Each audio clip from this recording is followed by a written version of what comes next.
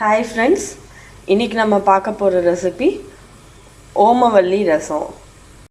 அதுக்கு தேவையான பொருள்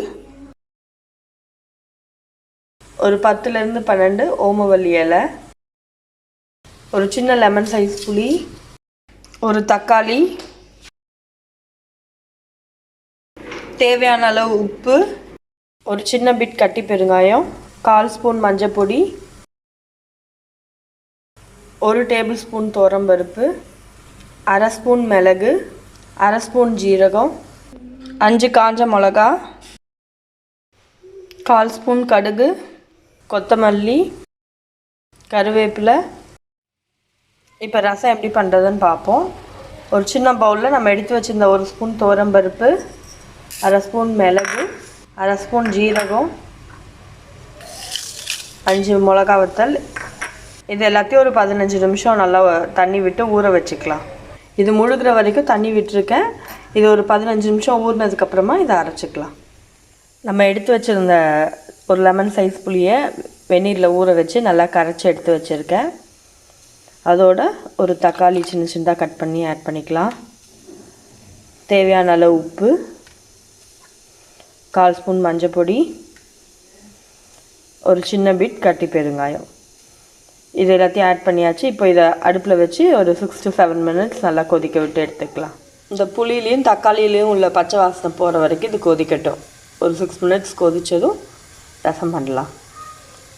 இந்த ஓமவல்லி ரசம் கோல்டு இல்லை ஃபீவரிஷாக இருக்கிற டைமில் சாப்பிட்டா ரொம்ப நல்லது. வெறும் கஷாயமே போட்டு குடிக்கிறத விட இந்த மாதிரி ரசம் சாப்பிட்டா நல்லாயிருக்கும். பசங்களும் ரசமாக பண்ணி கொடுத்தா சாப்பிட்ருவாங்க, வெறும் கஷாயத்தையே கொடுத்துட்ருக்கிறத விட.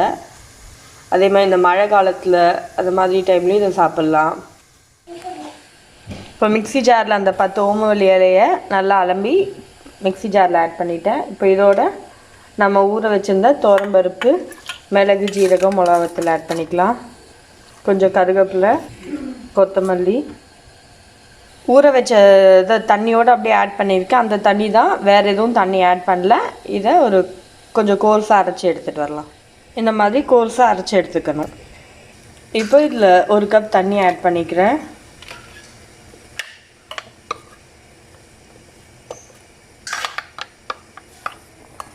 இப்போ ரசம் ஒரு 7 நிமிஷம் நல்லா கொதிச்சாச்சு.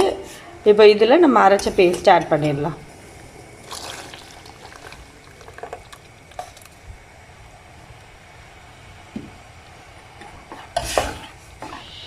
இந்த மாதிரி கோர்ஸ் அரைச்சா நம்மளுக்கு ரசம் நல்லா தெளிவாக கிடைக்கும். இப்போ நம்மளுக்கு எந்த அளவுக்கு ரசம் வேணுமோ அந்த அளவுக்கு தண்ணி ஆட் பண்ணிக்கலாம். தண்ணி ஆட் பண்ணதுக்கப்புறம் ரசத்தை கொதிக்க விடக்கூடாது. ஃபுல்லாக நுரைச்சி பொங்கி வந்ததும் அடுப்பை ஆஃப் பண்ணிடலாம். இந்த ஓமவல்லி எல்லாம் உடம்புக்கு ரொம்ப நல்லது. நல்ல சளி கட்டியிருந்ததுன்னா அந்த சளியை கரைக்கிறதுக்கு ரொம்ப ஹெல்ப் பண்ணும். சளி, இரும்பல் அந்த மாதிரி இருக்கும்போது இந்த மாதிரி ரசம் வச்சு சாப்பிட்டா உடம்புக்கு ரொம்ப நல்லது. இப்போ இது ஃபுல்லாக சுற்றி நுரைச்சி வந்தாச்சு. அடுப்பை ஆஃப் பண்ணிடலாம்.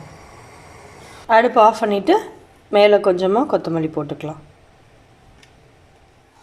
இழுப்பு கரண்டியில் ஒரு 1/2 ஸ்பூன் நெய் ஆட் பண்ணியிருக்கேன். நெய் நல்லா சூடானதும் ஒரு 1/4 ஸ்பூன் கடுகு,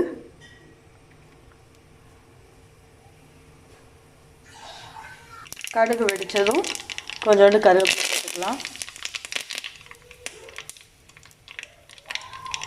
இப்போ இது ரசத்தில் ஆட் பண்ணிடலாம்.